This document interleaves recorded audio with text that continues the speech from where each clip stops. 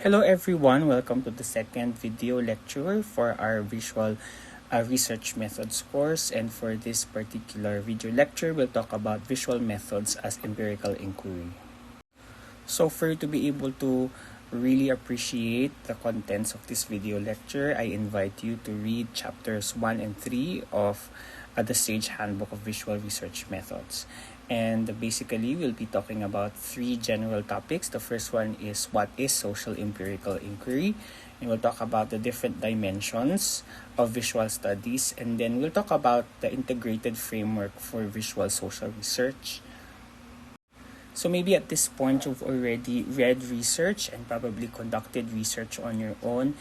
And we know that when we talk about research, there are two types, particularly when you do research in the social sciences. The first one is theoretical research, and basically this is the type of research who's basically building your arguments using philosophical statements, premises, and really trying to describe or explain reality using your observation, reflections, and theoretical support, and not really collecting primary or analyzing secondary data. But of course, another way of doing research, and most of the research that we do in the social sciences are really empirical in nature. So when we say empirical research, these are research. Basically, we set up a certain research question in the beginning, and then after that, we try to design a study for us to be able to test or to be able to explore the research question that we posted. And then after that, we kind of design a methodology for us to be able to address the research question. And then we collect the data, and then after that, we analyze the data. And from there, we try to reflect on what reality really is based on the data that we've collected and we've analyzed. Empirical social inquiry is really one of the backbone of what makes social sciences science. And this goes for all types of social science, such as sociology, anthropology, political science, economics, geography. All of them, they bank on empirical data, they bank on evidence for us to be able to understand reality and make explanations and predictions about reality. And it's basically a systematic process for us to be able to get evidence for us to support the explanations that we have for social reality. So in a nutshell, empirical social inquiry is the effort to generate new knowledge. And this is very important. We need to, empirical social inquiry aims to generate or extend knowledge. It aims also to provide evidence for the knowledge and the hypotheses and the assumptions that we have about the world. And basically, what makes it different from natural sciences is that we study about culture and social life. And then basically, when we do empirical social inquiry, as I explained earlier, we systematically collect and analyze data. And for social research, we mostly do self-reported data through probably surveys, interviews, focus group discussions, and we can also use archival data or particularly censuses, any registered data, etc. And also, as we're going to use in this study, we can also use sensory data like observation of the researchers or probably other products of the senses, like for example in our case, photographs, moving photographs, etc.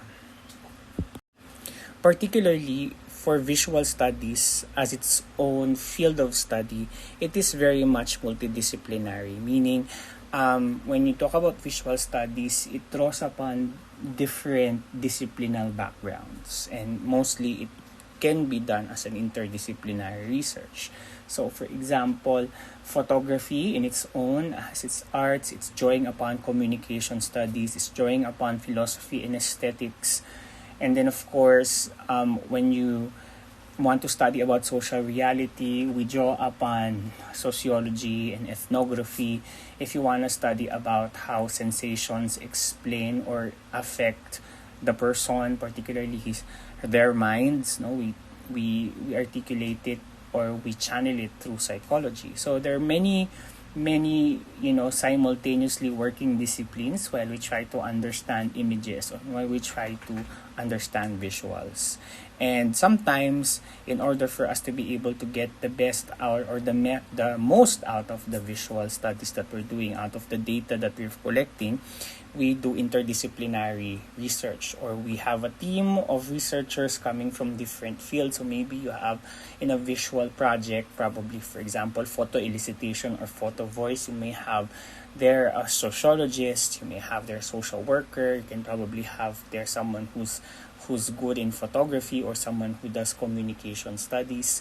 And basically you draw upon each other's disciplinary backgrounds for you to be able to, draw innovative insights from the phenomenon that you're trying to capture using the visuals.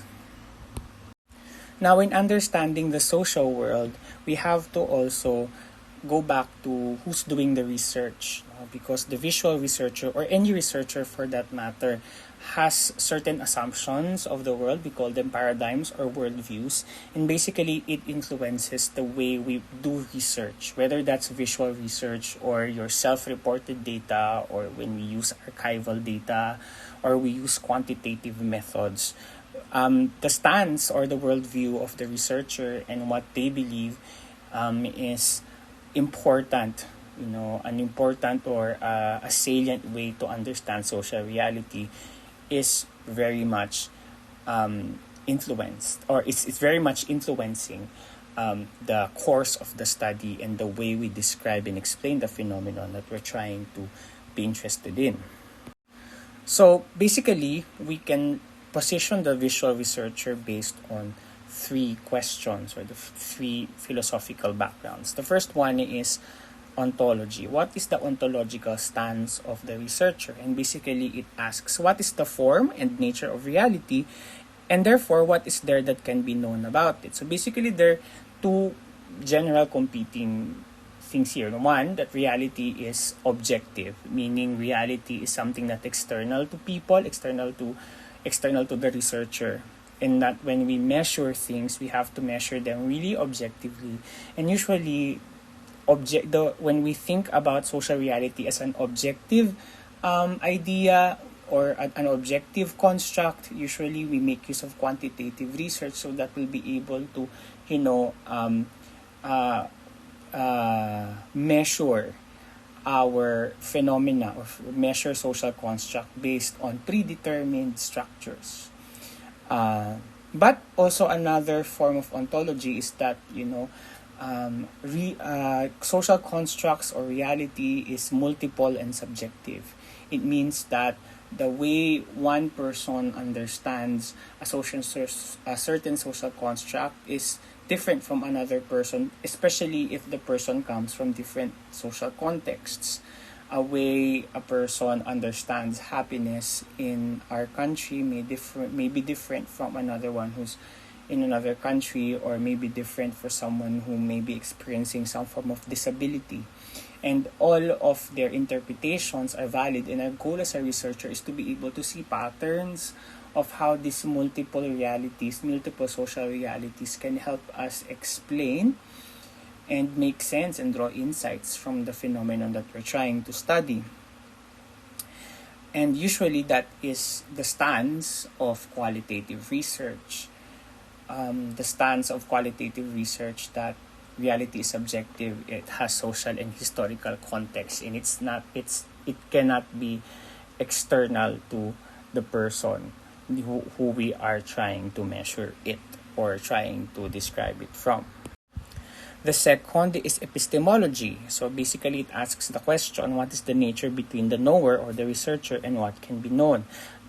Also asks the question, how are we affecting or related to the phenomenon that we are studying? So for example, when you go back to the example of ontology, when we talk about happiness, for instance, from an objective standpoint, in order for us to measure a certain person's happiness, we have to get a certain standardized tool, and then there are indicators of happiness, and then people get to answer those questions, and they receive a score about their own happiness, and then whatever they score they have, then that's the objective measure of their happiness. But for someone who believes the multiple participant or subjective reality, we understand that we get stories, perceptions, we get the experiences of people, and that is where we base the understanding and insights about happiness. And for epistemology, when we talk about measuring happiness, if the role of the researcher in measuring happiness, for instance, is external. The researcher should not be able to influence the way happiness is interpreted, and so we designate or we delegate the measuring to our measuring tools, which I said earlier, our example would be standardized questionnaire, and the researcher cannot do anything about whether high, low, or moderate happiness ang makuha nila, no? Second would be another is that the researcher is related to or is living with the phenomenon that the person is trying to study. And this is usually where qualitative research comes in, because in qualitative research, when you do interviews and you do focus group discussions and when you analyze the narratives, you are also an instrument, meaning your own life worlds influence the way you analyze the study. Of course, there are strategies for you to do in order for you to separate yourself. But again, your standpoints, your epistemologic stances can have an influence on how you analyze the data and how you ask the data in the first place. And the third one is methodology. So this is what we think the phenomenon is. Happiness is objective or happiness is subjective. And we also have admitted whether or not the researcher is external to what they are studying or they are involved with what they are studying. They have a hand, about how the study is being analyzed. And then lastly is identifying how do we go about finding whatever they believe can be known. So that's methodology. And this is where the options can be, it can become more diverse. Like, for example, when you do quantitative research, maybe you're studying about, happiness, and maybe you define happiness as something that is something that can be rated by the participants, and so you measure them using a particular tool that measures subjective happiness, or you try to find indicators that you think are about happiness, like, for example, do they have enough income, and do they have good mental health? And for you, these are proxy measurements of what happiness is. So that's from the objective standpoint, Or for example, you want to study about learning. Maybe you want to study, you can ask them about, you can have a questionnaire that measures quantitatively their engagement in learning. You can also measure using their actual grades, or maybe you can go and observe using a checklist about their actual engagement while they are in class. So these are options that you have for methodology. For qualitative research, you have many also types of methodologies that you can use, and for qualitative research, mostly what we use is interviews and oral histories or life histories, wherein we, of course, have meaningful conversations, directed conversations with our participants for us to be able to draw out their experiences, feelings, perceptions about a particular phenomenon. We can also do focus group discussions. This is where you have a lot of, you have more than, around 4 to 8 people. You're going to, strike a discussion for you to be able to draw insights and for them to collaborate and interact with each other in trying to identify or trying to describe what the phenomenon is all about. And of course, one of the ways for us to also go about a qualitative methodology is doing visual research. It's either we describe social reality based on the pictures that have already been taken, or for the posters and the pictures that are being posted by a producer, by someone who produces those pictures, or we ask the participants to take pictures about how they understand the phenomenon, and then we allow them to interpret their pictures, or we take the pictures ourselves, especially when we're doing ethnophotography.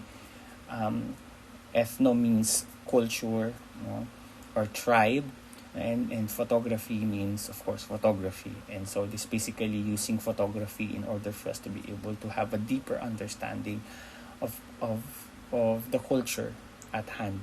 So those are some of the considerations that we have when we're trying to, try to understand certain aspects of social reality, when we're trying to understand social phenomenon. Now, when we try to study things using visual study approaches, we cannot study everything using visual study approaches. There are particular objects of inquiry or phenomena that can be best studied using visual studies. For instance, if you want to study about blindness, it's kind of difficult, to really understand the experience of blindness, and then you're using a photographic method. I mean, this is an extreme example, but you get what I mean, Or, for example, you want to study about learning. Maybe there are better ways to understand learning other than photographic techniques. Or maybe if you have to use photographic techniques, what particular object or what particular aspect of learning would be best understood using photographs. Sometimes there is that seduction that, once you have heard about, photographic techniques or video techniques in understanding reality, that we immediately use it, even if they're not really going to contribute a lot. And I'll discuss a lot about that later. So what do we try to understand? One, we can analyze about visually interesting materials and activities and how they represent social reality. So, for example, the pictures that I have here in the right are religious iconographies. And maybe you want to see whether or not how this represents, the religious social organization, and how religion organizes society.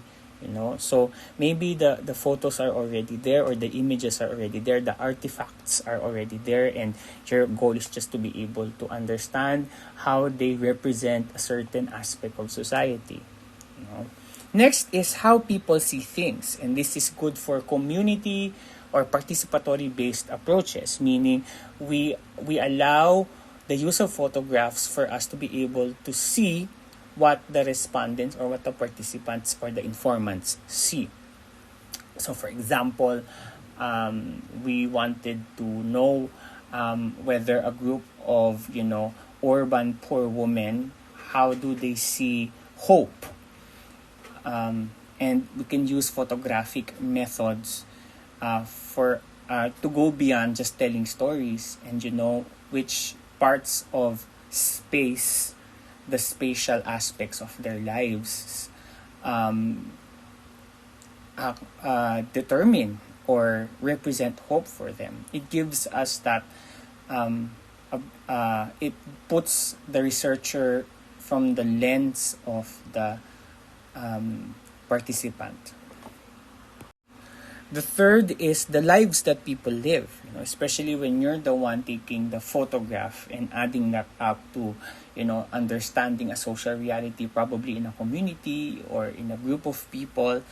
Photographs can help you, see better how people move across the materials that they have, the material culture that they have in a daily living. And also visual representation. What do these visuals represent? So these are some of the objects of inquiry that can be used in visual studies. So when you think about the research that you'll be doing when you're using visual studies, you can, study the form. Most of the time, when we do in the social sciences, the sociology and anthropology particularly, we do 2 and 3, how people see things and the lives people live. Now, what are the methods of inquiry when we do visual studies? So how do we use photograph in the first place for us to be able to understand the social phenomenon that we want to understand. So first is artifact acquisition and analysis. So we use, when you say artifacts, these are material culture. These are cultural, these are signifiers, materials that are signifiers of the culture that we're trying to study. So for example, you want to study about, let's say, a typical urban poor home. So when you use visual, a way to do visual studies is to go inside the home and look at particular artifacts or things that they have at home that you think would best represent the way they live or whatever your social phenomenon is. So that's one. The second is photo and video documentation. Sometimes you want to, and most of visual studies, they go through this route. You try to understand the social phenomenon further by using photographs or videos. The third one is researcher-guided image elicitation protocol. So there are two ways here. The first one is the researcher has their own photographs, and then the researcher uses that photograph to interview people. Number two, the researcher provides a prompt or a question to the participants, and then the researcher asks them to take pictures of what they feel is the answer to the prompt, and then the researcher further interviews them about the photo that they have taken. So that's the route that we're going for this particular course for your project. Next is image-based ethnography. So as explained, ethnography is the study of culture, cultural groups, cultural practices. And then of course, sometimes when you try to describe culture, of course we can describe them narratively in the paper, but we also can use images for us to be able to have a more vivid description of a certain cultural group or cultural practices. Next is the neuropsychology of visual perception. Of course, we will not cover this, but basically this is like looking at cognition. How do we react to certain colors? How do we react? How does it influence our feelings? How does this particular icon, color, shape influence our feeling? And then next is formal or semiotic analysis of visual representations. Yes. So semiotic analysis basically helps us further understand or solidify what certain things that are found in a photograph or in an image means. Like for example, what does red signify in society? What are the codes that are imprinted in the color red? What is imprinted in a square shape 1x1 ID picture? What does that mean? Although this is really more going towards media studies, and communication studies. But yeah, that's another way for us to do visual studies as well. Now, if you want to be a visual studies researcher or a visual social science researcher, what are the skills expected of you? So I don't expect you to have all of this, but some of this or most of this, you should have the skills. And we're going to be develop that. In this class, we'll develop that by practice. So the first one is collecting and acquiring images and other visual representations. So that goes from administrative clearances, getting permissions to get to the visuals that you want to study. How do you get permission? How do you handle them when you get them? So this is for that. Next, you may need to have skills for creating or making images, especially when you're doing ethnophotography, photo essays, right? And this is really for researchers. These are for researchers who really communicate well using photography and may have, photographic skills. Next is modifying or editing images, especially if you're going towards semiotics or going towards neuropsychological research. If you want to test whether or not, changing certain color shapes or certain, dimensions in the image will influence the codes being imprinted on them or how they affect a certain person's psyche. Next is reading and decoding images. To a certain extent, sometimes you really have, when you go to, if it's image intensive, then you really have to learn about, the semiotics and the meanings of why this is red, why this is green, why is it square, what does, a person tilting their head to the right mean, what does that culturally mean. And another way of decoding or reading the images is allowing the participant to interpret the images for you, so that you'll be able to see how they describe social reality through the representations presented by the visuals. No? For social scientists, we usually go to that second route. No? And then interpreting and analyzing the images, how do they now represent reality? And how are they, how are your findings connected with a larger body of literature in relation to that particular finding that you've had? And then presenting and displaying images. And then also very important for every step of the way is examining social and cultural contexts that shape the skills and the tasks here. So, syempre, based on the phenomenon that you wanted to study, whether or not that is happiness, or whether that's, coping, or whether or not that's quality of life, youthfulness, etc. Alright, so let's talk about the different activity sets and the material challenges that we will go through while we are doing, visual studies. So there are three general stages that we have, when we do visual studies in general. So first, we observe and collect the data. We observe the phenomenon and collect data. We analyze the data and interpret them. And then we write the full report, because that's what we do at the end of the research. We try to disseminate the findings. So the challenges is that you have to describe the phenomenon from raw observations. How do you bring raw observations to you trying to explain the phenomenon in a research paper? So sometimes, people get excited. I'm going to use visual research because it's so exciting. I'm going to use photographs. It's going to be interesting. But the steps that you need to get from point A, making observations of social reality, to, point E, wherein you are reporting about the social phenomenon after you've analyzed all of the data, is quite cumbersome. And researchers need to be very wary of this. So the first one is, of course, you begin with observing the phenomenon at hand with your own eyes, right? And then you have to record them eventually.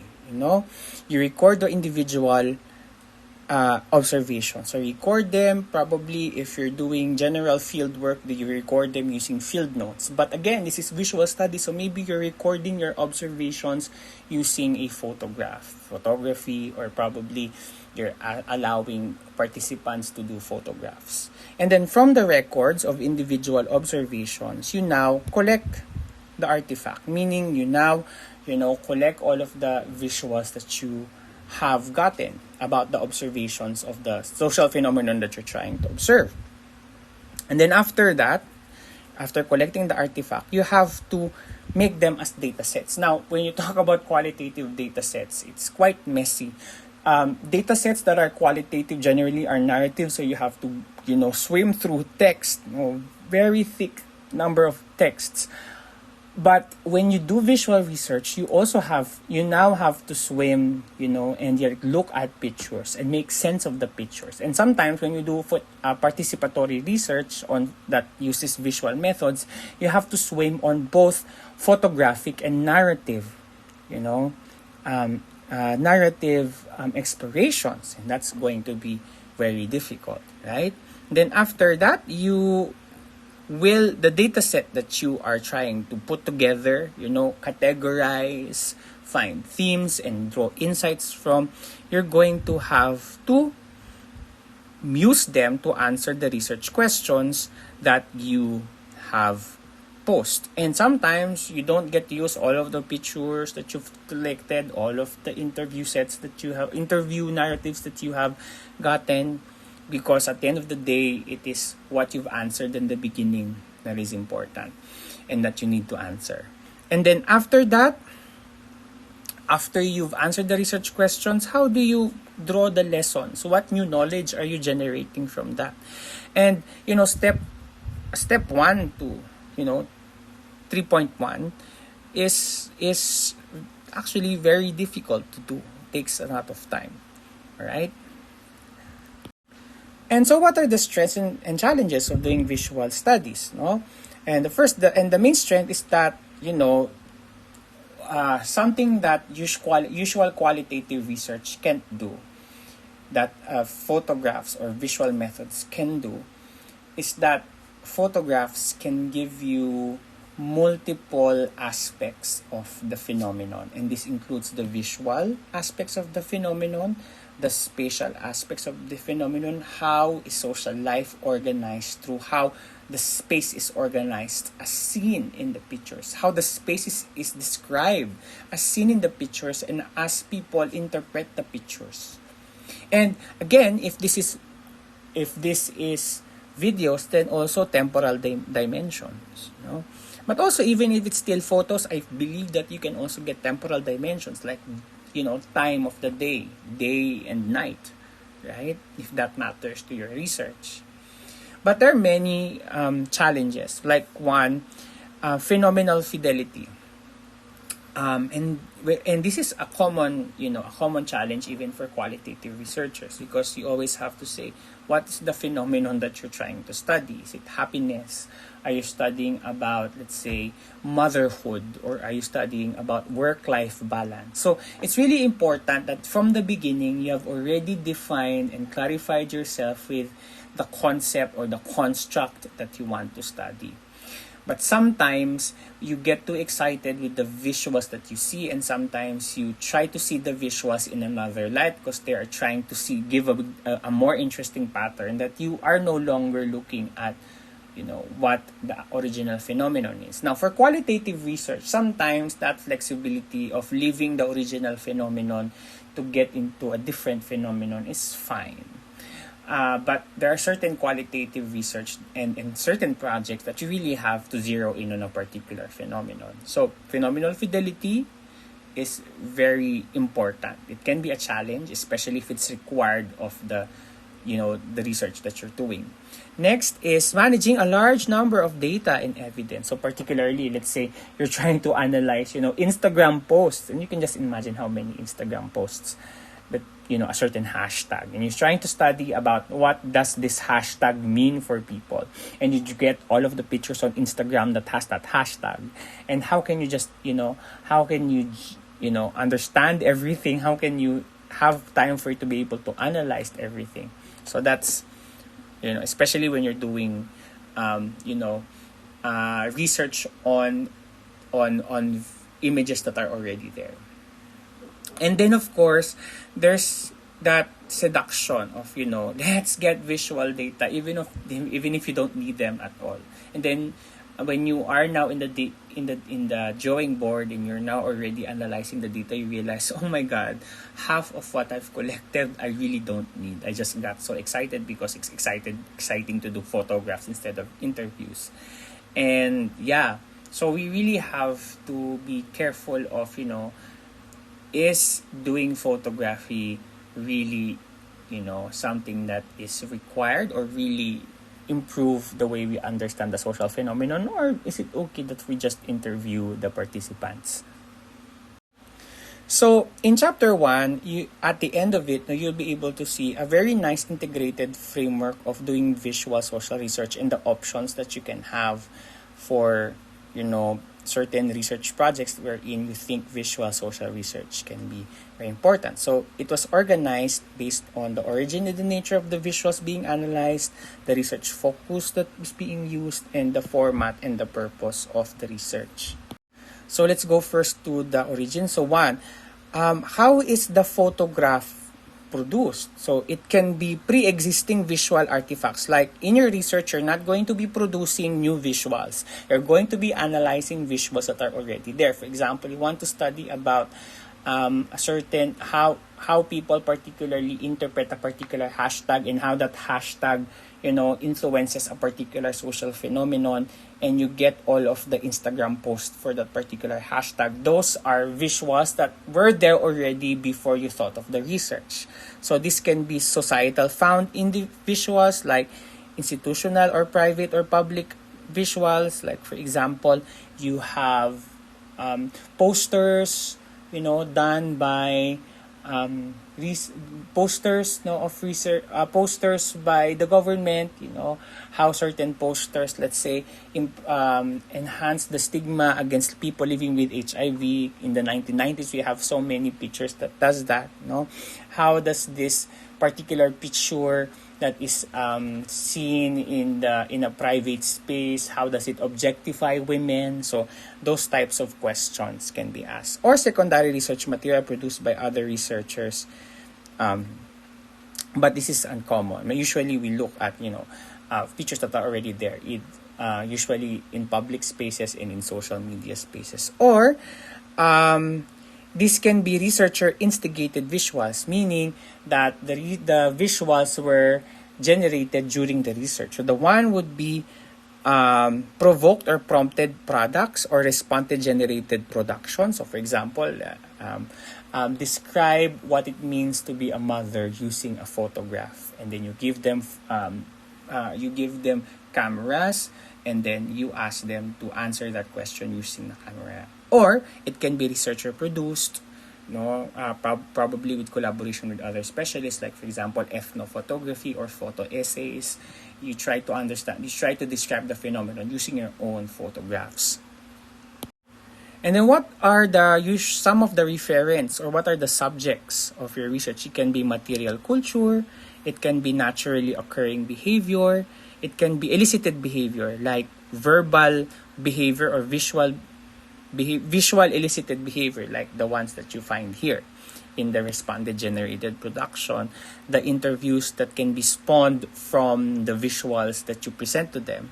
It can be prescribed behavior or rituals, such as in ethnographic studies, staged or reenacted behavior or reconstructed material culture, like for example theaters and stage plays, and concepts, relation, and abstractions for those who want to do theoretical research. So what could be a different medium for us to kind of record them? So one could be direct observation or transcribed in writing or counting or measuring. So ibig sabihin, there's no visual recording. So this an example of this would be field notes. So as you're watching, as you're observing things happening, you are taking down notes, but you're not really taking photographs of anything.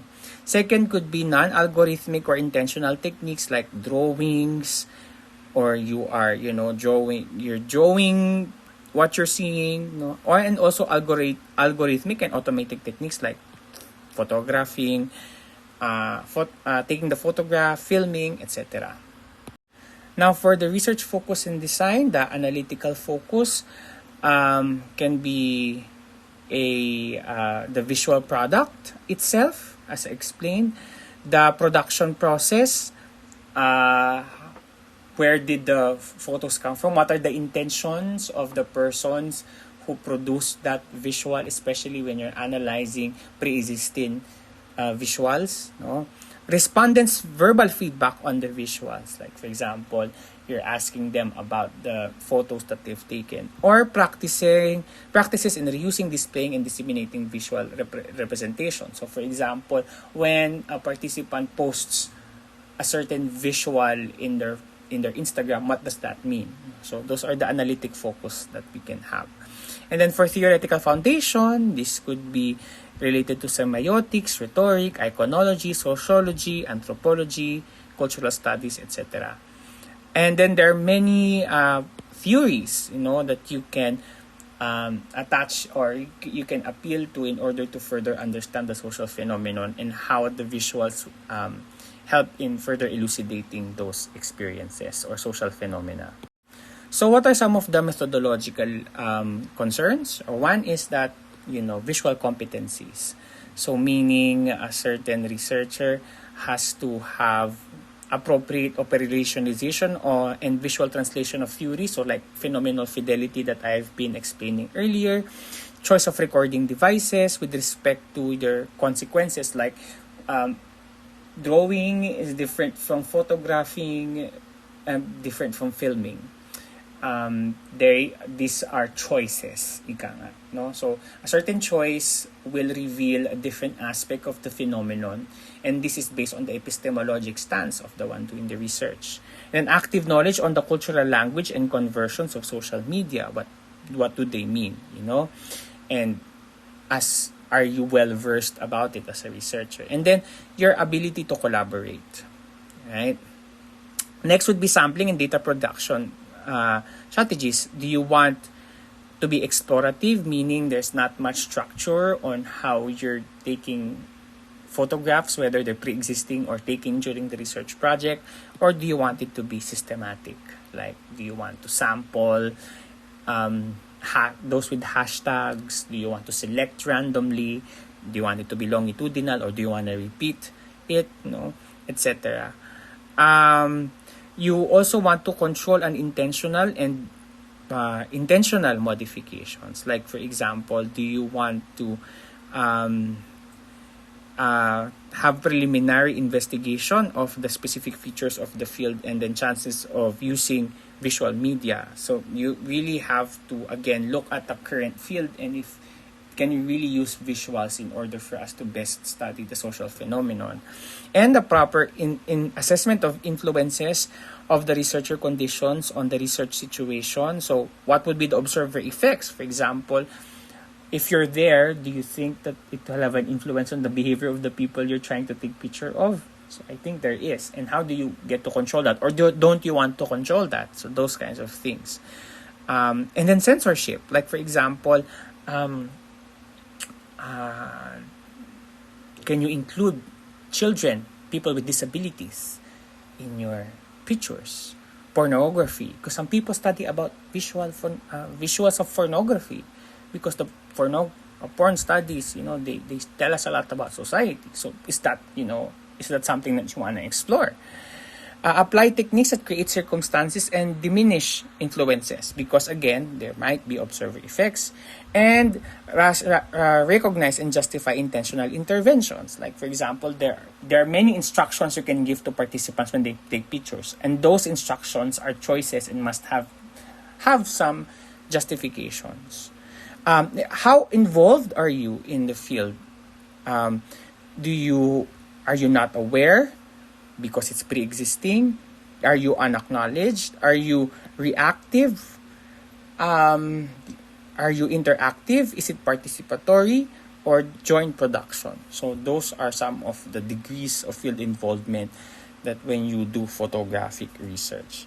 And then provision of necessary context, like provide image internal context, establish part-whole relationship within the visual product itself. Like, is this something, do you want to analyze components of the picture, or do you want to look at the picture as a whole? Again, that conversation or that decision is based on the phenomenon that you're studying and the theory that you're appealing to. Provide image external context. Like, do you want to compare the pictures with other types of data, like interviews that are generated together with the pictures? And then reflexivity issues, like, for example, reflexivity means to what extent do you want to control your influence, your life world, in influencing the way the data is analyzed. So that's tricky when you're looking at interviews. Also tricky when you're looking at photos, because the way you interpret photos is based on your own preconceived notions. You need to learn to acknowledge that, and to strategize how to control that if you need to. But if you're doing a bit more critical research, then maybe you really have to embrace those biases. Like, if you want to look at study about, objectification of women, then sometimes you really have to be, very critical and really looking at the videos from certain lenses. And then, of course, ethical and legal aspects. How do you get informed consent? And then authorship and ownership aspects. Who owns the pictures of those taken by your participants? And fair use principle. That these are also legal aspects as well. Next, let's talk about the format and purpose. So how do we present? So one, it can be an article without the visuals. It can be article with graphical and conceptual presentations. It can be visuals and words. It can be full film or video, or it can be an interactive multimedia product installation. Right? So it can be just, describing your findings in words, or, a mixture of those words and visuals, or like full visuals. So what is the status of the visuals in the report? So one, is there a specific role of the visual? Like, are you presenting this visual because it is an extreme case that represents a particular, justification or argument in your study? No, or is it a synthesis of everything that is in the study? So again, those choices are based on how can you best, present the phenomenon. And then use and recognition of visual elements, as both mimetic or expressive tools. Yeah.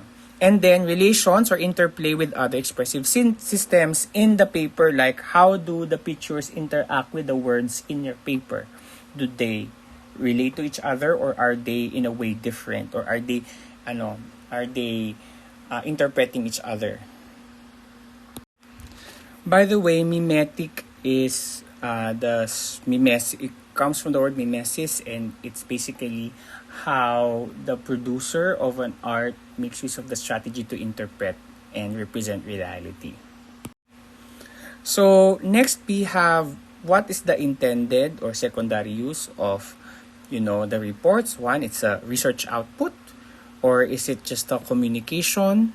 Is it to educate students in a form of teaching? And then inform or generate audiences, institutional support, and or is it for community empowerment or social activism? It's also used in those cases, like for example the participatory action research that uses photography called photo voice. We'll discuss them in another video lecture. So in this video, we talked about what social empirical inquiry is, what's its use in the social sciences. We also talked about the stance of the researcher, and we also talked about the different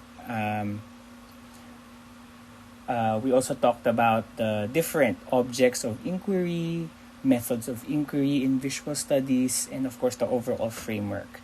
I know that the overall framework can be very, it has a lot of information, and but you don't really have to get them right the whole day, especially if you haven't really been dipping your fingers yet into visual research. But that's something that you can come back to when you have already received or consumed visual studies.